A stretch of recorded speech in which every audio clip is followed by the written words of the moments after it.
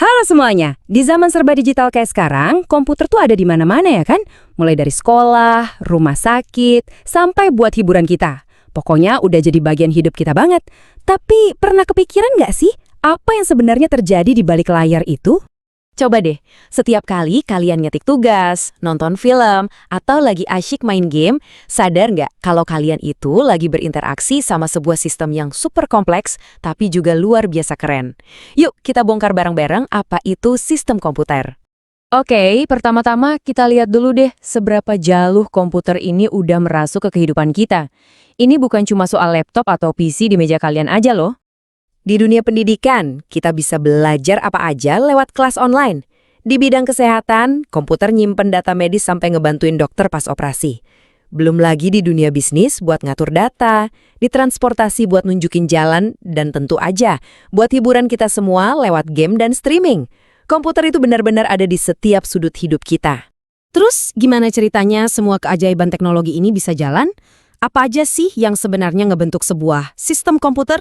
Nah, ayo kita bedah 3 pilar utamanya. Jadi, ada 3 jagoan utama yang harus kerja bareng. Hardware atau perangkat keras, software atau perangkat lunak, dan yang paling penting, brainware alias kita, manusianya. Tiga-tiganya ini nggak bisa dipisahin, harus klop satu sama lain. Biar lebih jelas, gini deh. Hardware itu ibarat badannya komputer. Semua yang bisa kita lihat dan sentuh, kayak CPU atau keyboard. Kalau software, itu otaknya. Program-program kayak Windows atau aplikasi edit foto kalian. Dan brainware, nah ini dia jiwanya. Kita, manusia, yang ngasih perintah dan tujuan. Tanpa kita, komputer cuma benda mati. Oke, kita udah kenal nih sama pemain-pemainnya. Sekarang, gimana cara mereka ngobrol satu sama lain buat ngubah ketikan kita jadi hasil yang kita mau? Jawabannya ada di siklus pengolahan data. Coba bayangin ini kayak mesin pabrik yang punya 4 langkah kerja super cepat.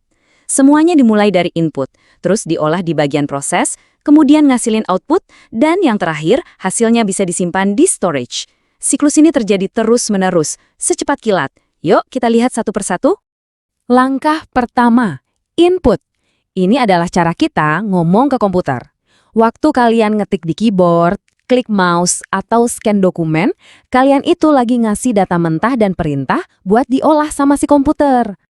Lanjut, tahap proses. Nah, disinilah semua sulapnya terjadi. CPU, si otak komputer, langsung kerja. Di dalamnya itu ada ALU, kayak kalkulator super canggih, yang hitung semua matematika. Dan ada unit kontrol, yang tugasnya kayak polisi lalu lintas. Ngatur semua aliran data biar nggak tabrakan. Mereka berdua inilah yang ngubah data mentah jadi informasi yang kita butuhin. Setelah datanya selesai diolah, kita perlu lihat hasilnya kan? Disinilah tahap output berperan. Informasi yang udah jadi tadi ditampilin di layar monitor, dicetak lewat printer atau jadi suara dari speaker. Ini cara komputer bales ngobrol ke kita. Dan yang terakhir, storage atau penyimpanan. Data yang udah diolah tadi bisa kita simpan. Ada yang namanya penyimpanan primer, kayak RAM, ini sifatnya sementara, cuma buat nampung kerjaan yang lagi kita buka. Terus ada penyimpanan sekunder, kayak SSD atau cloud storage. Nah, ini buat nyimpen data secara permanen, biar bisa dibuka lagi kapan-kapan. Tapi jangan salah, sistem canggih yang kita pakai sekarang ini nggak muncul tiba-tiba loh. Dia udah ngelewatin perjalanan evolusi yang panjang, cepat, dan pastinya keren banget. Coba kita intip sedikit perjalanannya. Dulu banget, komputer generasi pertama itu ukurannya segede ruangan dan pakai tabung vakum. Lalu ditemuin transistor, bikin komputer jadi lebih kecil dan cepat. Nggak lama, muncul IC yang bisa masukin ribuan transistor ke satu chip kecil. Terus lahirlah mikroprosesor yang bikin semua CPU muat di satu chip. Dan dari sinilah PC atau komputer pribadi lahir. Dan sekarang kita ada di eranya AI atau kecerdasan buatan. Gila, cepat banget kan perubahannya? Selain berubah seiring waktu, komputer juga ada banyak jenisnya, tergantung kekuatan dan ukurannya.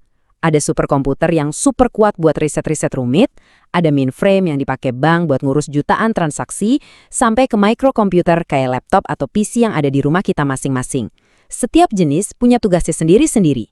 Oke, sekarang kita balik lagi ke komponen yang paling krusial, tapi sering banget kita lupain di tengah semua teknologi canggih ini. Siapa lagi kalau bukan kita, manusia?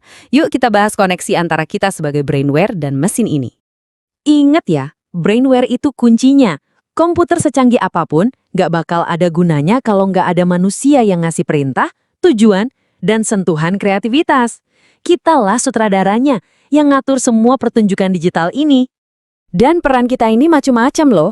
Ada yang jadi operator yang tugasnya ngejalanin aplikasi, ada programmer yang nulis kode buat bikin software baru, ada sistem analis yang ngerancang sistemnya, sampai administrator yang mastiin semuanya jalan aman dan lancar. Nah, jembatan yang nyambungin kita sama hardware dan software itu namanya sistem operasi atau OS. Dia ini kayak manajer utama di dalam komputer yang mastiin semua komponen bisa ngobrol dan kerjasama dengan baik. Tanpa OS, komputer itu cuma tumpukan barang elektronik aja. Dan cara kita ngobrol sama OS itu ada dua jenis utama. Ada CLI yang isinya teks semua harus ngetik perintah, ini cepat dan kuat banget buat para ahli. Tapi yang lebih kita kenal itu GUI, yang tampilannya grafis, ada icon dan menu, tinggal klik-klik aja. Nah, GUI inilah yang bikin komputer jadi gampang banget dipakai sama semua orang. Oke, kita udah gogolin banyak nih komponen, siklus, sejarah. Terus mungkin kalian mikir, buat apa sih gue tahu ginian semua? Nah, ini pentingnya. Kalau kalian paham cara kerjanya, kalian itu nggak cuma jadi penumpang aja di dunia digital. Kalian bisa jadi sopirnya. Kalian jadi bisa mecahin masalah kalau ada error, bisa bikin kerjaan lebih efisien, dan bahkan bisa mulai mikirin buat bikin teknologi sendiri. Kalian berubah dari sekedar pengguna jadi pencipta. Alan Turing, yang sering disebut bapaknya ilmu komputer, pernah bilang kayak gitu, pengetahuan itu kekuatan. Dengan ngerti fondasinya, kalian punya kekuatan buat ngelakuin hal-hal yang mungkin nggak pernah orang bayangin sebelumnya.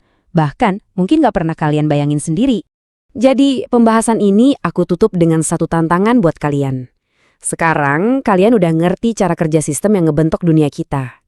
Pertanyaannya bukan lagi apa itu komputer, tapi dengan pengetahuan ini, teknologi apa yang bakal kalian ciptain? Masa depan itu ada di tangan kalian.